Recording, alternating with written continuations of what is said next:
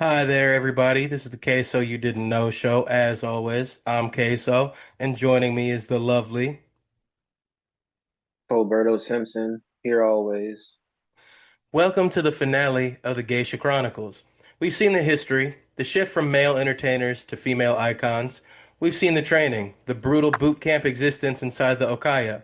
But today, we are talking about the engine that keeps this whole machine running. We are talking about cold, hard cash, or yen. Because here's the dirty little secret of the flower and willow world, it is incredibly ruinously expensive. To be a geisha is to participate in one of the most exclusive, high cost economic bubbles on planet Earth. A single handmade silk kimono can cost $15,000. A geisha needs at least 10 of them. The wigs, thousands. Hair ornaments, thousands. Lessons, you guessed it again, thousands. How does a woman who sings songs and pours tea generate the GDP of a small island nation? How does the money flow and who is paying for it? Today, we dive into the Dana system, the mysterious patrons who bankroll this lifestyle. We look at the decline, why the numbers have dropped from 80,000 to 1,000, and we look at the modern fight for survival where geisha are finally turning to the one thing they avoided for centuries, the tourists. All in all, not to give too much away just from going over the script, but the point we're at now, as far as the series, it's basically showing us a lot of predictability, I would say, because I mentioned how you always have those older elements of culture in different places, like how in San Francisco, you I'm sure still to this day you can still find some random hippies who still live like the older days or whatever. But especially I'm sure during the 2000s and 2010s when those guys weren't so old. You know what I mean? There was always going And to be a little collection of them, right? mhm. And right now, we're seeing they became, how they went from being the times to the older times and replicas of the older times, just caricatures of them, basically. In a very real sense, and it's still just as expensive too, which is where you start to see the tourism aspect is the only way they could kind of lean into it and still make money because as you said, it's the old times. People in Japan, they're like, we're used to this. This is our history. People coming to visit, they're like, hey, this is something new. So it's kind of a weird combination of that. You're this relic in a way that's having to learn how to stay relevant. Yeah, just overall expenses, like you said, that plays a major part because, I mean, let's be real. After a while, only so many people are going to want to do something like that, I suppose. And knowing just how much it's going to cost you, not just mentally and emotionally, but financially. I mean, I think overall, you can't deny it. Maybe you can tell me if I'm wrong that people just realize the somewhat pointlessness in going through all of that. Well, and I think the realization comes in the fact that it's something you're seeing globally across the world. They say the reason why the birth rate is dropping as low as it is because women are no longer viewed as baby factories that are meant to stay at home. And in the same way, why go through 100,000 hours of training and this brutal boot camp style life where you owe all this money at the end when you can go be a doctor or a lawyer or anything else now. I think what we learned in the first series, really, the first episode was it was a means of survival a lot of the time. And now that they're past that, why go through something like this when you could go through the same thing and be a doctor or a lawyer or a rocket scientist or even just a nurse, you know? Right. I could say that that's one reason. And as far as the low birth rate, yeah, if that's not one of the most shared topics of current conversations, then I really don't know what is, truthfully. And you'll start seeing again why the appeal for this system is kind of low because we went real deep into what your day looked like as you were training to do this, right? Well, now we're going to step into the Koryaikai, the flower and willow world. This is the term for the geisha districts. The Hanamachi. In Kyoto, there are five major districts. The Gogakai, the most famous is Gyeongkobu. This is a city within a city. It has its own rules, its own calendar, its own government. A geisha's day is a split shift of exhaustion. 11 a.m., you wake up. Late because the geisha worked until 2 a.m. the night before. 11 a.m. to 3 p.m., you have lessons. Every day, you never stop learning. Even if you're 60, you are practicing the shamisen. 4 p.m., the transformation. Makeup, wig, dresser. Side note, a geisha cannot dress herself. The kimono is too complex. She has to hire an otakashi, a male dresser. He is one of the few men allowed in their inner sanctum. He straps her into her kimono with brute force, and it's sort of like being put into a corset made of silk and steel. 6 p.m., the Oza Shikai, the party. The Oza Shikai is the workplace. It's usually a private room in a tea house in Ochaya. It's not a bar. You cannot just walk in off the street. You need an introduction. You need to know someone who knows someone. Ichigen-san Okatawari. First time customers refused. The geisha enters, she pours, she chats, she plays games. But the skill here isn't just being nice, it's reading the air. Kuakai wo yomo. A good geisha knows what you want before you know it. If you're a CEO who wants to brag, she becomes the admiring audience. If you're a sad drunk, she becomes the therapist. If you're seeing a close business deal with a client, she becomes the lubricant, smoothing over awkward silences, laughing at the client's bad jokes, making everyone feel like a king. She creates a fantasy world where the outside world doesn't exist, and for that, she charges by the hour, or rather, by the stick. Historically, they burned incense sticks to keep the time for the fees.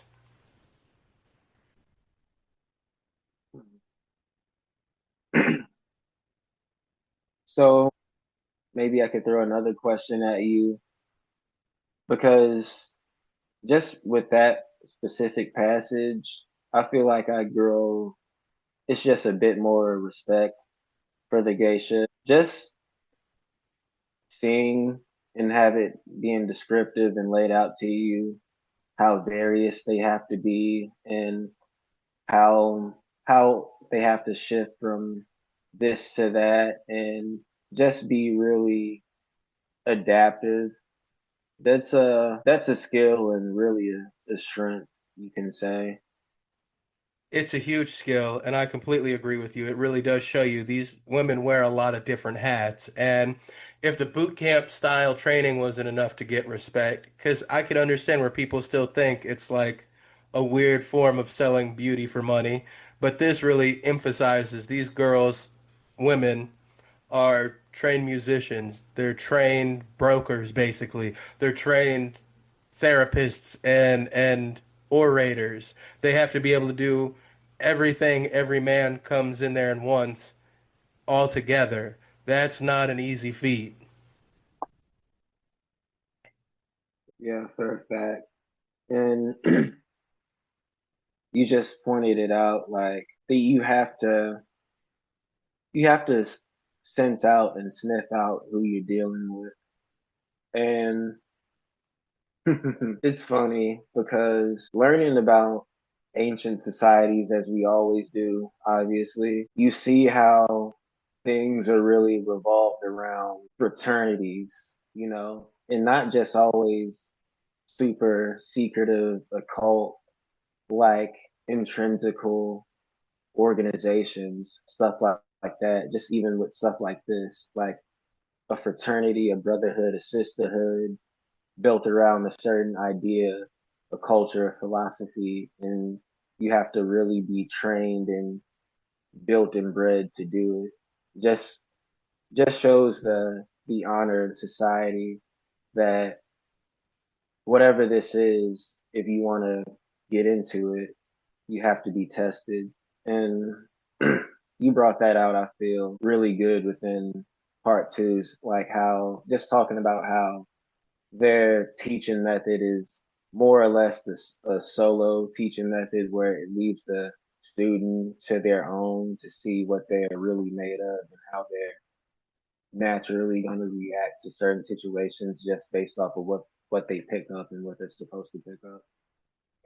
And now I'm sure you see the importance of that emphasis because if you can't delegate a business deal between two people by being flirty and nice, if you can't be a shoulder to cry on, if you're always running late and you wind up screwing up a man's business deal because you don't show up on time, that part of the testing really does emphasize what you're doing later on, and it is so important. Exactly. Yeah, you could say that. And really, just I was thinking to myself, funny enough, you can kind of, I mean, obviously, people compare what they do or they call it prostitution, as we admit to some degree it is. But really, compare them to pimps just on the whole psychological play of what they do. But really, women who are, I mean, just to use the blunt term, hoes in that industry, they, even in those seats, you have to be able to pick up and read certain things with the men. You know what I mean? Like in lots of cases, there's nobody who knows a man better than escorts. You know. And that's a fair statement. It is. But I think this next part coming up here is going to really blow your mind. And I think it's going to blow a lot of people's minds. And it's going to help them understand these girls, you can't really say prostitute in the same sentence as the geisha because a lot of times, as you're about to see, they're treated more like a second wife, which is insane to me because as a man with one wife, I can tell you that's already a big investment. To have two of them, dude, it's like they joke about on The Simpsons or Family Guy where they go, "Oh, you have two wives. You must be having sex all the time." And he goes, "I said I had two wives, not girlfriends." Like, so the hourly fees are good, right? But they aren't enough to cover the $20,000 kimonos. Enter the dana. The word dana means master or husband. Not legal husband. He is the patron. In the old days, every top geisha had a dana. This was usually a wealthy man, a captain of industry, a politician, a noble, who essentially sponsored her. Her debt was paid by him to the Okaya. He paid for her kimonos. He paid for her apartment. In exchange, yes, there was usually a romantic and sexual relationship. Now, wait, you're saying, Queso, you spent all of part one saying they aren't prostitutes, and they aren't. A prostitute, in the context of the pleasure quarters, serves many customers for short transactions. A geisha with a dana is in a long-term exclusive mistress relationship. It is more akin to a kept woman or a secondary wife. It is a contract. It is formal. There is even a ceremony to initiate it and a ceremony to end it. Having a dana gave a geisha financial independence from the okaya. It allowed her to move out, to have her own life. But it was expensive for the guy. Being a dana was the ultimate status symbol in Japan. It showed that you had screw you money.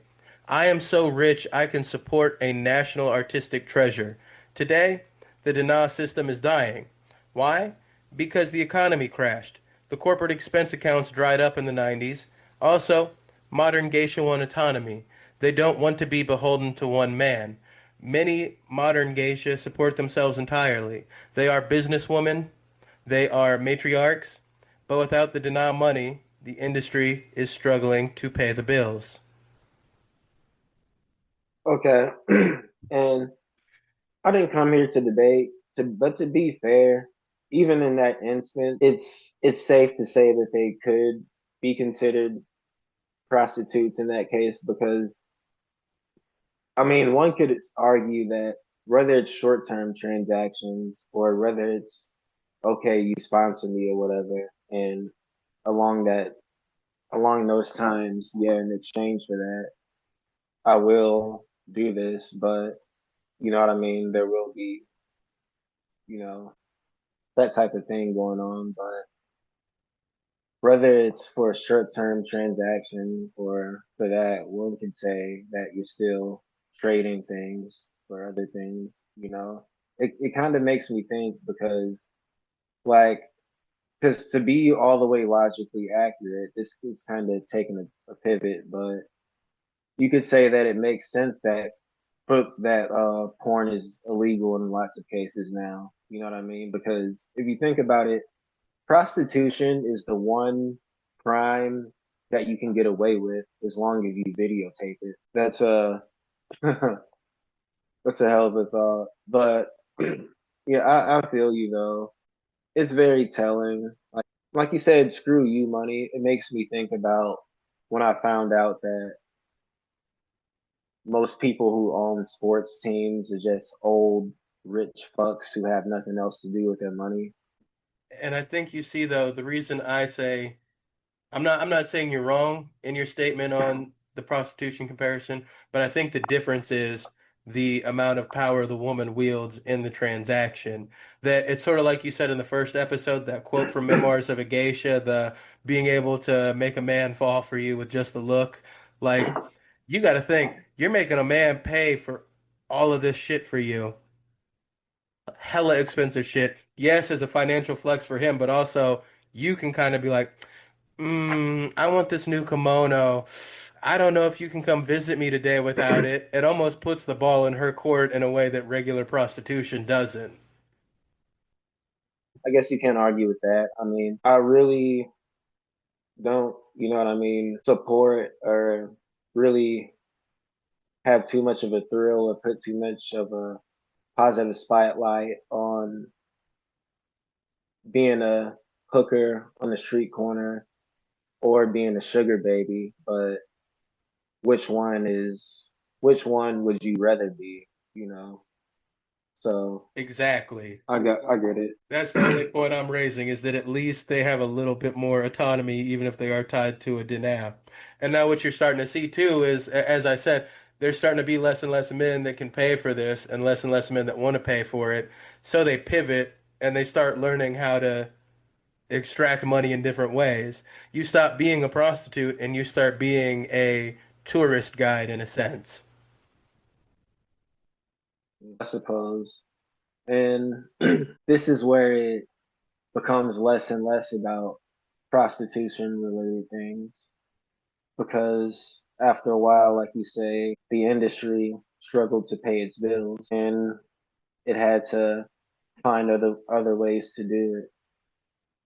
And you have to respect that. To me, the pivot is the most thing I can respect when it comes to a company. If you have a product and you realize it's not moving this way, if we pivot and market it this way, this is how we can get it out the door. I think it's amazing that these women took that same mentality that a Fortune 500 company would have and did that with their industry. That, like you said, Japan is on the bucket list, and when I get there, I promise you, I'm gonna go to a geisha tea show just because it's not gonna be super expensive when it's 20 dozen other tourists in the same room and we're all just there for the vibe and not trying to pay for this woman's entire life by ourselves. Right. Yeah, I suppose. And yeah, that's a good bucket list, I suppose. Japan in general, just for everything. To go on a train in Japan alone seems like a hell of a experience. Night and day different culturally. They said you could go down the darkest alley in Tokyo at 3 a.m. with your laptop out and no one would do anything to you. They said when you go to a coffee house, most people will set their iPhones on a table to hold their place and walk away and not even have to worry about it. Reports of tourists going over there and losing their wallet with thousands of dollars in it. And then they have drop boxes on every corner in the cities. And so they go to the cops. The cops have the wallet. It still has all of the money in it. It was like a non-issue. The people that found it didn't even think, let me take the money out of it. I'm not gonna lie, that's my first time hearing something like that. I'm gonna have to digging into that because no, that's pretty decent. That speaks a lot for Japan. A city with 25 million people being on a list of like the safest city in the world for anyone to go to says a lot, I think, about the culture. Oh, I'm gonna be real with you. At the end of the day, not only am I from America, but I'm from St. fucking Louis, and we just don't trust motherfuckers off rip. So, I ever go to Japan, I'm not doing no stuff like that. I'm not setting my phone on the table, or you know what I mean. I'm damn sure not gonna lose my wallet, and it'll be nice to just know you can let your hair down. You know, Not really have your head on a swivel, exactly. Now, I right? will let you know when you go to visit, they frown on weed, so make sure you smoke it all before you go. I mean, I don't know. To be real with you, I doubt I would ever. That's how motherfuckers get caught up trying to travel on airplanes with drugs, and I get caught up for trafficking technically, you know, and That ain't a good look. You're yeah, right, exactly. Stick to the sake when you go, and you'll have a good time. yeah, I'll keep that in mind. And to be real with you, I'm sure I can find a weed man or at the very least. I mean, they frown on weed, but there's at least one dispensary there, some shit, so I'll be good, I'm sure. Well, and now let me tell you, because we were talking about the why of this dropping, the why the industry is changing, the why there's not as many as there were. And we're going to look at the numbers. In the 1920s, there were 80,000 geisha. And today, there's approximately 1,000 with maybe 250 in Kyoto. So you're asking, what happened? As we said, it's too expensive. Corporate expense accounts used to cover these parties. Now compliance laws and recessions have killed the businessman entertainment budget. There's also competition. They have these things called hostess bars, which you might dig too, brother. Let me tell you. In post-war era Japan, the hostess bar emerged. These are clubs where you pay women to sit with you, pour drinks, and flirt. They wear Western dresses. They are cheaper. They are more relatable. They don't require you to know about classical poetry or tea ceremony. Young Japanese businessmen found geisha stiff and old-fashioned. They wanted to talk about baseball and drink whiskey, not watch a slow fan dance and drink matcha. There's also labor laws, compulsory education. You used to be able to recruit a girl at 6 or 10. Now they have to finish junior high, age 15. This means the training window is shorter. It means the girls have other options. Why become a geisha and scrub floors when you can go to college, as we said? The geisha became a relic, a museum piece. They were beautiful but disconnected from modern life. hmm And that really sums it up for pretty much anything culturally that we're speaking of within this series, or just overall that loses its pace. That's what it really comes down to. You know, it's from the sword being traded in for the machine gun to this. I'll say that. And I And think you're starting to really connect the dots on that. I think you're what you're saying right here is exactly what you see with the culture as a whole.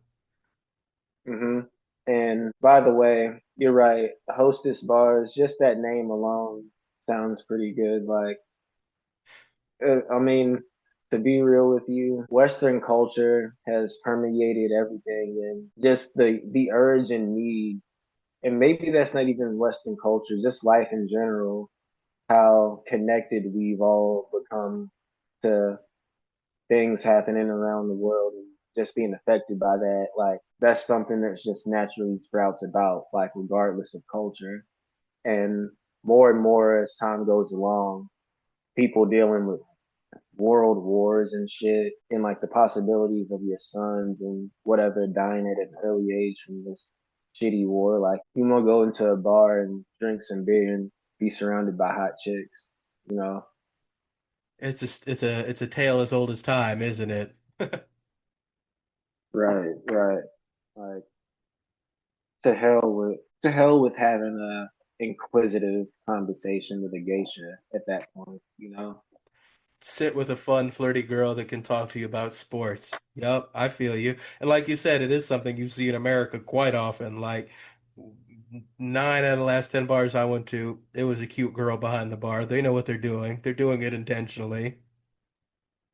Yeah. And by the way, a little side note, I know you're familiar with the Breezeway, that place like on Thunderbird or whatever. It's they shut that bitch down. Damn, for real already? Yeah, man. The effects of just society becoming more isolated. Like I said on the previous show, it was a while ago, if social media and just basically if technology stayed at the same level it was at in the year 2000, say, so to speak, then I think stuff like that, like bars would be more of a thing, you know?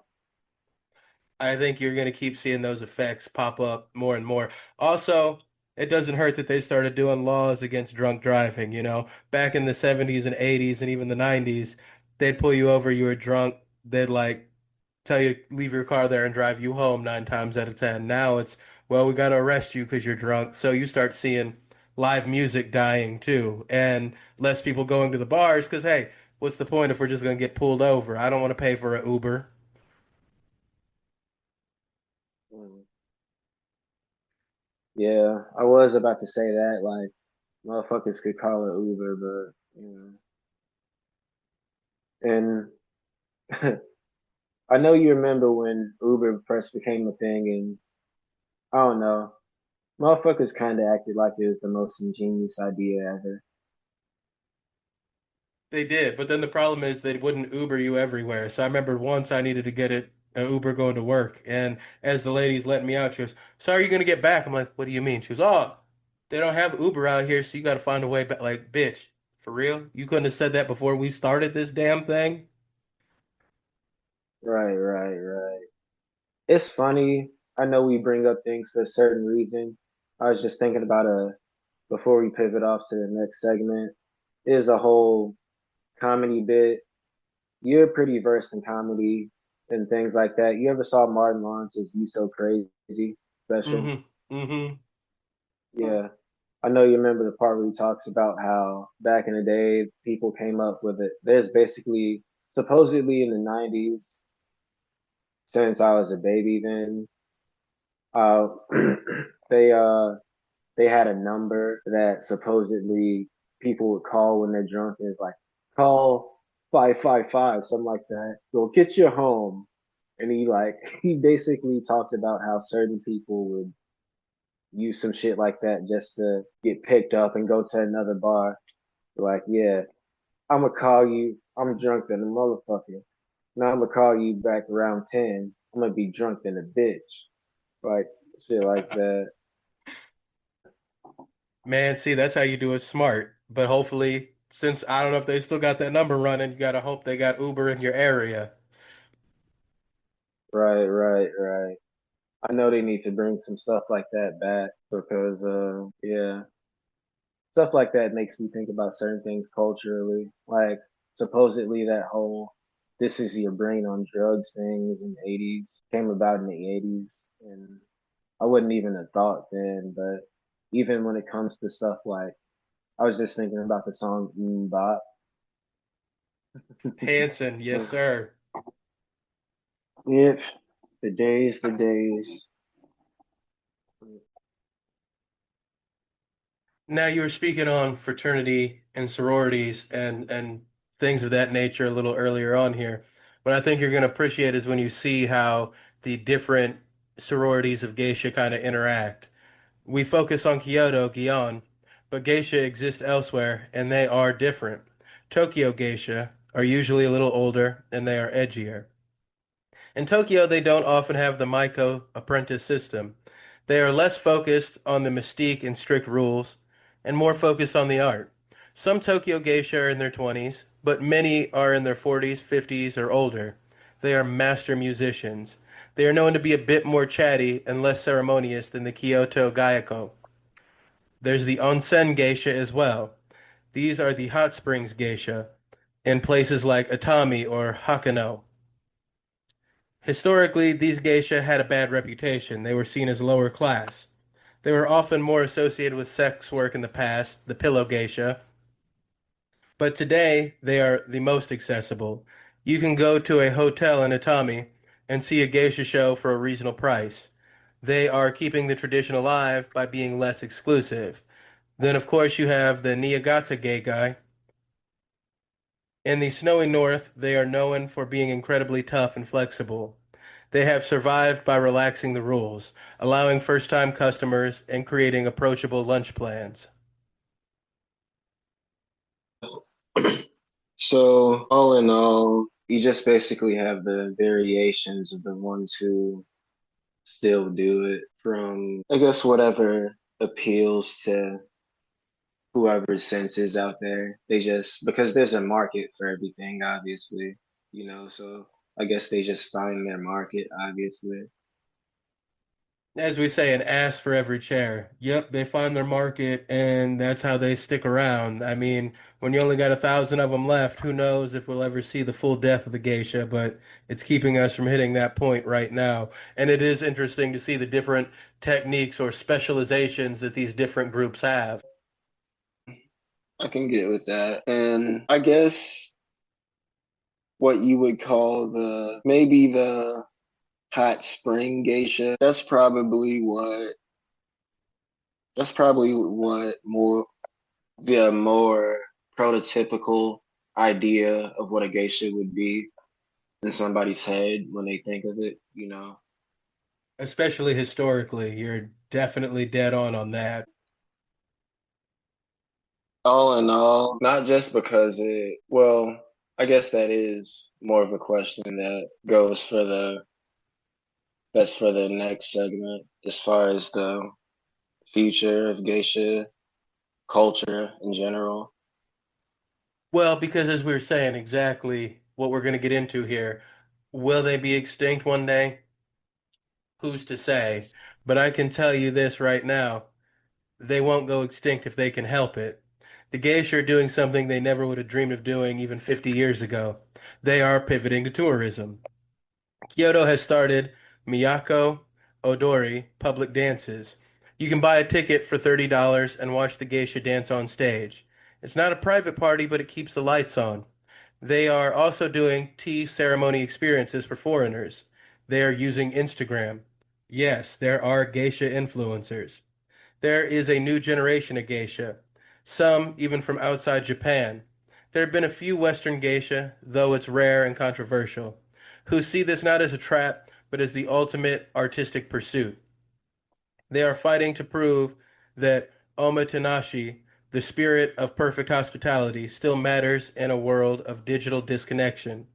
They are the guardians of the flame. They are the living ghost of the high-end court.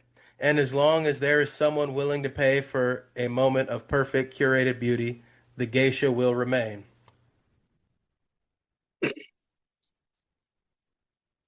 And right there, I think that answers our question. That's the perfect beginning and ending to that segment. Because as we know, me and you, we're no fortune tellers, but I think we can say that's always going to be somebody is always going to be willing to pay for some curated beauty. So I think the future of geisha culture is pretty secure as long as humans are alive, just as much as prostitution is always secure as long as humans are alive.